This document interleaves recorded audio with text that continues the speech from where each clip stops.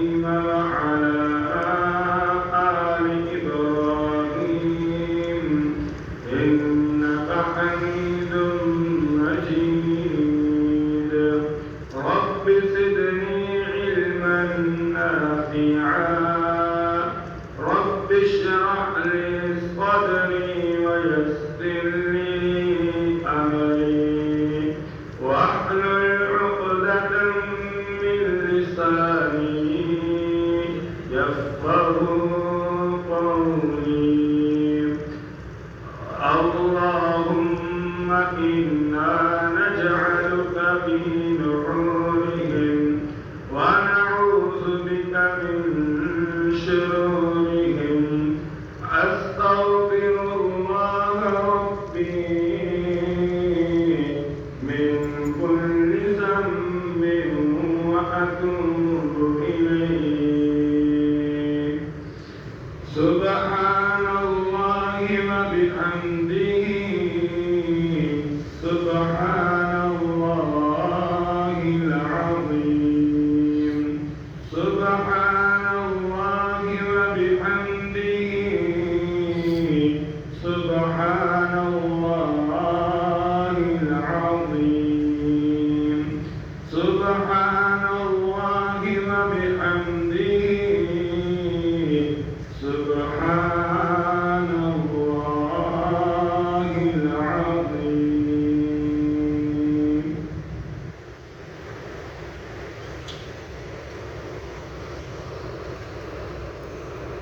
میرے پیارے بھائیوں اور دوستوں اور بزرگوں، اللہ تبارک و تعالیٰ نے واضح طور پر قرآن پاک میں یہ بیان فرمایا ہے کہ انسان کو جو سکون ملے گا وہ انسان کی اپنی گھریلو زندگی سے ملے گا۔ انسان کا تعلق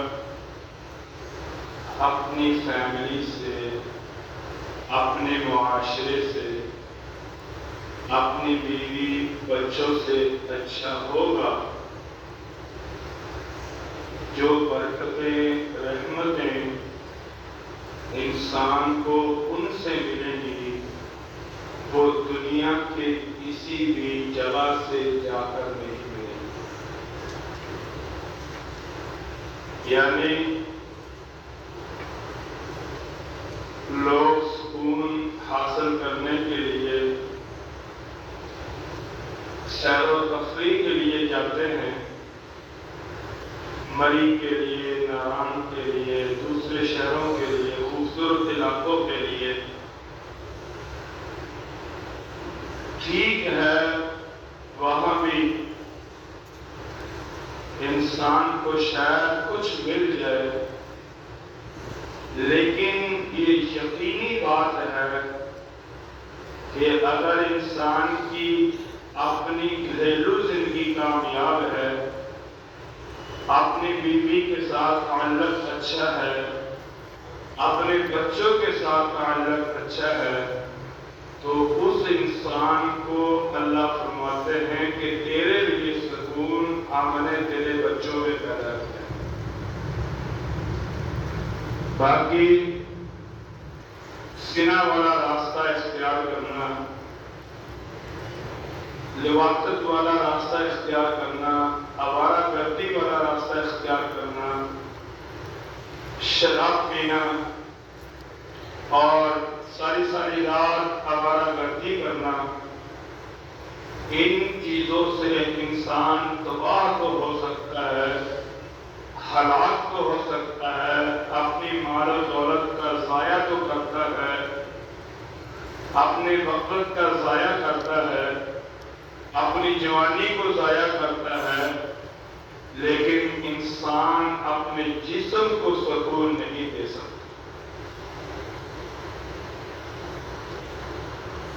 اللہ تعالیٰ نے جس طرح نماز کا حکم دیا، روزے کا حکم دیا، حج کا حکم دیا، زکوٰۃ کا حکم دیا، اسی طرح سے اللہ تعالیٰ نے یہ بھی حکم دیا ہے کہ تم اپنی گھریلو زندگی اچھی تمہارے گھر کے اندر تمہارے جو معاملات ہیں وہ اچھے ہونے چاہیے. جس رشتے کے اندر تمہارے خاندان نے تمہیں باندھا ہے ازدواجی زندگی تمہاری بہتر ہونی چاہیے. اس رشتے کے اندر کوئی ظلم نہ ہو، کوئی زیادتی نہ ہو، کوئی ہیرا پھیری نہ ہو. تو اللہ کی طرف سے ایسے گھر کے اندر رحمتیں ہی رحمتیں نازل ہوتی ہیں. قرآن پاک کی آیت 21واں پارہ سورۃ الروم کی 21 نمبر یہ آیت ہے. کبھی انسان تنہائی میں ہو، اکیلا بیٹھا ہو، ترجمے والا قرآن ہو تو انسان اس کا ترجمہ پڑھ لے، انسان کو اپنی گھریلو زندگی کا سارا مقصد مل جائے گا. اللہ تعالیٰ نے اس آیت کی جو ابتدا کی ہے وہ ان الفاظ سے کی ہے کہ وَمِنْ آیاتِهِ، اللہ کی نشانیوں میں سے. کیونکہ اللہ تعالیٰ جو کچھ بھی دیتا ہے وہ اللہ کی طرف سے ملتا ہے، لیکن اس دینے کے اوپر اللہ تعالیٰ کی نشانیاں ہوتی ہیں جو اللہ کی طاقت، قدرت، وحدت پہ دلالت کرتی ہیں. فرمایا کہ ان نشانیوں میں سے ایک نشانی یہ ہے کہ ہم نے تمہیں دنیا میں جوڑا جوڑا پیدا کیا ہے، اور من انفسکم ازواجا، بلکہ ہم نے سنا ہے کہ بابا آدم جب اکیلے تھے جنت کے اندر تو اداس رہتے تھے.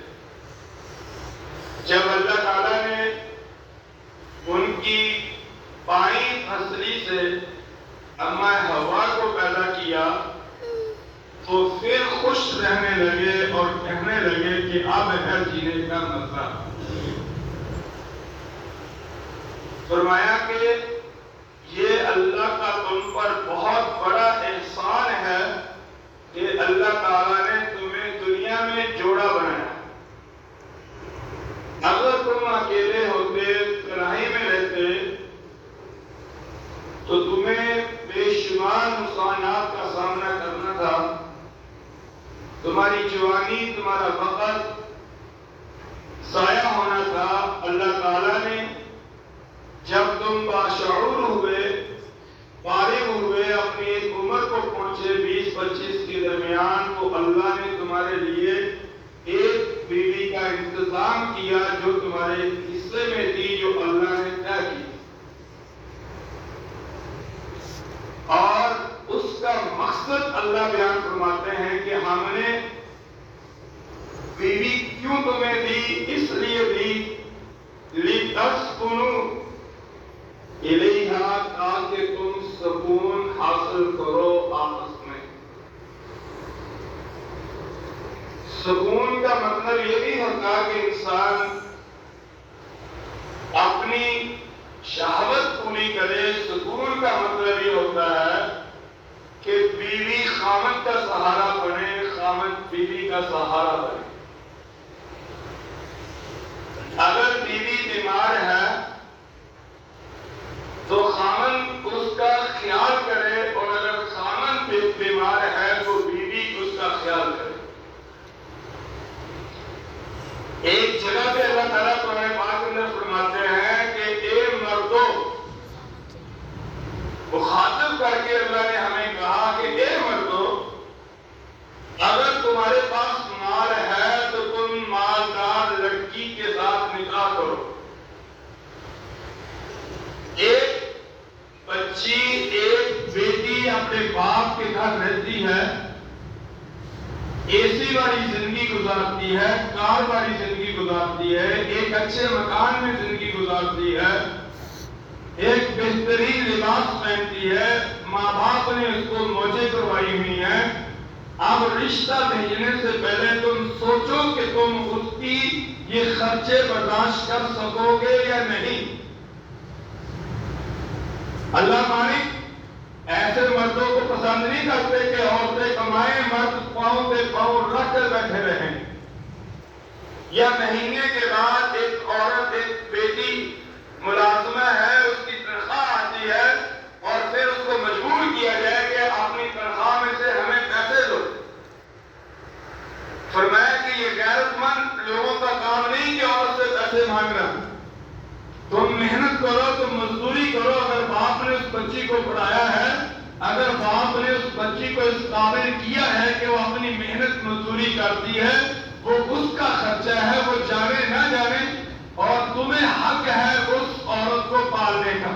یہ اللہ قرآن پاک میں 5ویں پارے کے اندر ایک پورا رکوع اس کے اندر بیان فرماتے ہیں کہ شادی کروانے سے پہلے یہ سوچ لو کہ جس بچی کے ساتھ، کسی باپ کی بیٹی کے ساتھ تمہارا نکاح ہو رہا ہے، کیا تم اس فیملی کے جس طرح وہ خرچہ زندگی گزارتی ہے، کیا تم اپنی بیوی کا اسی طرح خیال رکھ سکو گے یا نہیں؟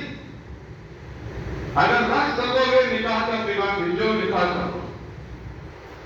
لیکن نکاح کے بعد اپنی بیوی کو کہنا کہ جاؤ اپنے باپ سے پیسے لے کر آؤ، اپنی بیوی کو کہنا کہ جاؤ اپنی تنخواہ میں سے مجھے پیسے دو، فرمایا کہ یہ تمہارے لیے خیر نہیں۔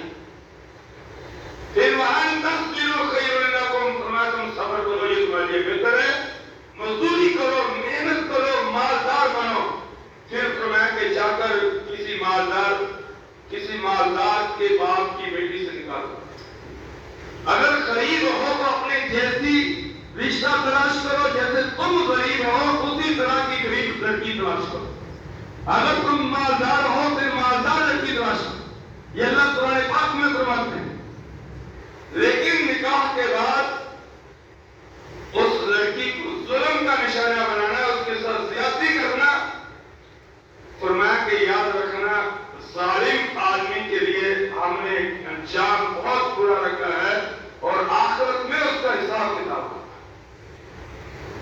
تو اس لیے فرمایا کہ سکون، ہم نے تمہیں ازدواجی زندگی اس لیے دی تاکہ تم سکون لو، سکون۔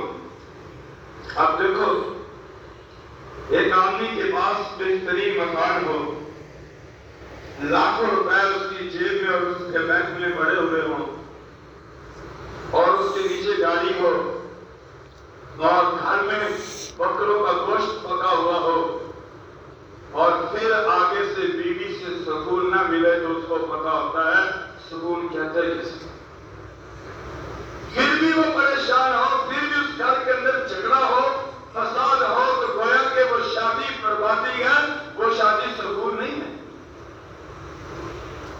جو شادی سے سکون ملنا تھا اس سے وہ انسان محروم ہو گیا۔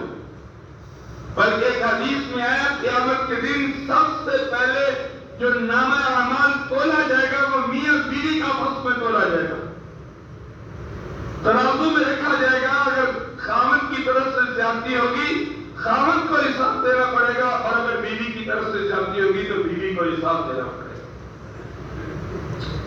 اور دوسرا لفظ اللہ تعالیٰ نے اس آیت کے اندر یہ بیان فرمایا وَجَعَلَ بَيْنَكُمْ مَوَدَّةً، کہ ہم نے اس لیے تمہیں بیوی عطا کی ہے تاکہ تمہاری آپس میں جو زندگی ہے وہ مودت والی گزرے۔ مودت ایک ہوتی ہے محبت، ایک ہوتی ہے مودت، یہ دو لفظ ہیں عربی کے۔ محبت کا لفظ تو تم عام سنتے رہتے ہو، محبت سے بڑھ کر مودت ہے کہ اگر خامن بیمار ہو جائے، بیوی کی نیند ختم ہو جائے، جب تک خامن کو سکون نہ آئے، بیوی ساری رات خامن کی چارپائی کے پاس کبھی دوائی، کبھی پانی، کبھی کچھ لے کر پھرتی رہے، اس کو مودت کہتے ہیں۔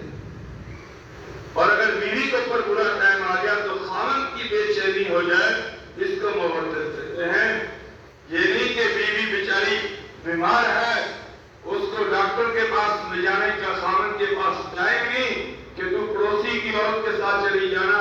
تو فلانی کو لے جا، فلانی کو لے جا، اور خود اپنا بزنس، کاروبار، اپنی جاب کی آگے رکھے ہوئے ہیں، اور وہ بیچاری تنہائی کے اندر ایک تکلیف، ایک کرب کے اندر مبتلا ہے کہ ڈاکٹر کی فیس سے پیسے بچا لو، فلانے بچا لو، فلانے، کبھی کسی کے پاس جائے، کبھی کسی کے پاس جائے، تو یہ بیوی کے اوپر ظلم ہے اور زیادتی ہے۔ اور اگر خاوند بیمار ہوتا ہے اور بیوی اس کو چھوڑ کر اپنے پیکے بھاگ جائے تو یہ بیوی ظالم ہوگی، اور ایسی عورت کو اللہ کبھی معاف نہیں کرے گا، کبھی اس کو زندگی میں سکون نہیں ملے گا، اور ایسے رشتے کئی بے شمار ہیں۔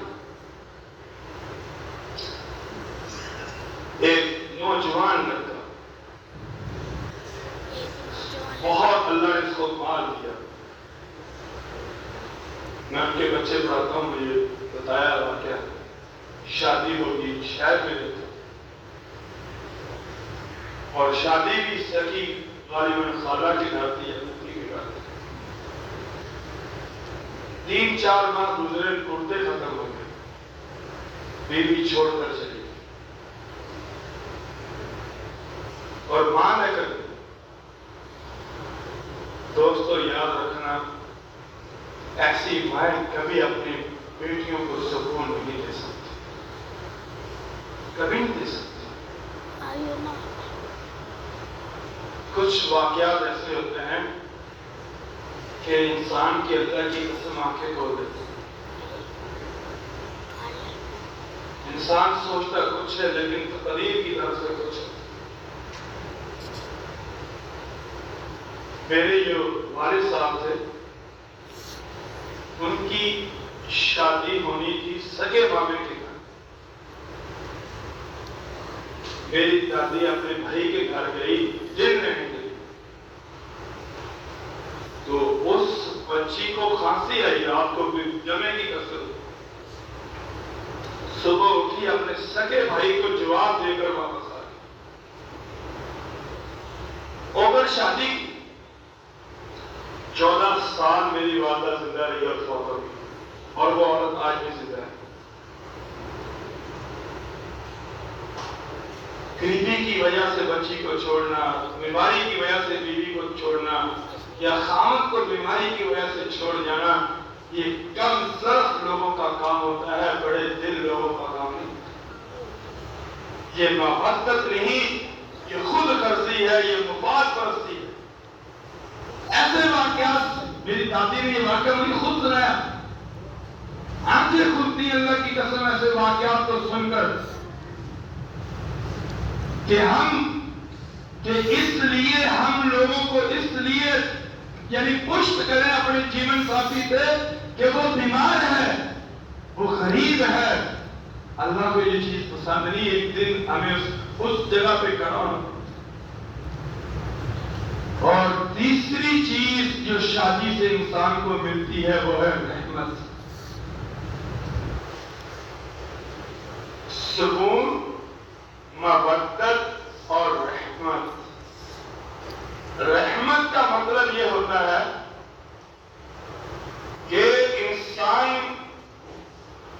کو جب، جیسے ایک دفعہ نبی صلی اللہ علیہ وسلم سے پوچھا کہ یا رسول اللہ رحمت کہتے کسے؟ آپ نے فرمایا کہ رحمت کا مطلب یہ ہے کہ تمہارے جسم میں تھوڑا سا درد ہو اور پورا جسم اس کو صحیح کرنا شروع کر دے، اور وہ پورا جسم جو اس کے پیچھے پڑا ہوا ہے اس کو رحمت کہتے ہیں۔ خاوند آیا گھر، اپنی بیوی کو شکایت کرتا ہے کہ آج میرے سر میں درد ہے، بیوی شربت بناتی ہے، شکنجی بناتی ہے، گولیاں لاتی ہے، کھانا تیار کرتی ہے، گرم روٹی پکا کر دیتی ہے تاکہ اس کی سر کی جو درد ہے وہ ختم ہو جائے۔ فرمایا کہ اس کو رحمت کہتے ہیں۔ اور اگر وہ کہے کہ اللہ کرے تیرے سے اور چل جائے، فرمایا کہ یہ رحمت نہیں، یہ عذاب ہوتا ہے۔ اور ایسے گھر اجڑ جاتے ہیں، ایسے گھروں کے اندر کبھی اللہ کی طرف سے رحمتیں اور برکتیں نازل نہیں۔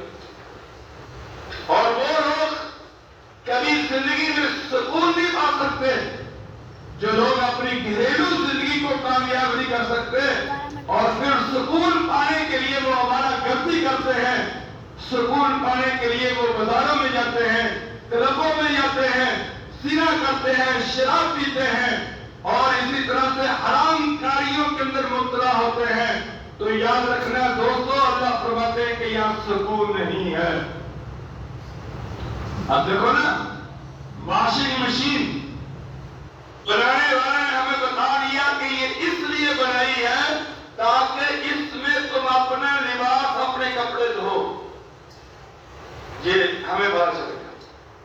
لیکن کوئی آدمی اس واشنگ مشین کے اندر بیٹھ کر نہانا شروع کر دے تو تباہی تباہی ہے، بربادی ہی بربادی ہے، ہلاکت ہی ہلاکت ہے، اس کے علاوہ کچھ نہیں ہوگا۔